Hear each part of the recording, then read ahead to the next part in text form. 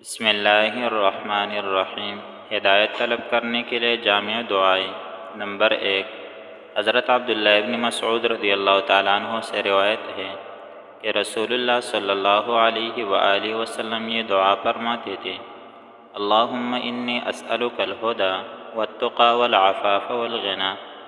اے اللہ، میں تجھ سے ہدایت، تقوی، پاکدامنی اور دل کا غنا مانگتا ہوں۔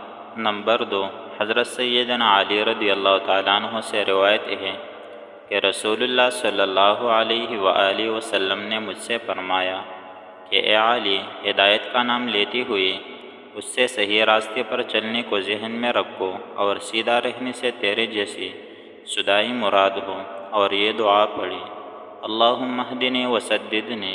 اے اللہ، مجھے ہدایت دے اور مجھے سیدھے راستے پر چلا۔ نمبر 3، دوسرے روایت میں ہے کہ سیدنا علی رضی اللہ تعالیٰ عنہ نے کہا: رسول اللہ صلی اللہ علیہ وآلہ وسلم نے مجھ سے فرمایا، اے علی، یہ دعا پڑھو: اللہم انی اسألک الہدی والسداد۔ اے اللہ، میں تجھ سے ہدایت اور راستے کا سوال کرتا ہوں۔ اللہ تعالیٰ ہم سب کو عمل کرنے کی توفیق عطا فرمائے۔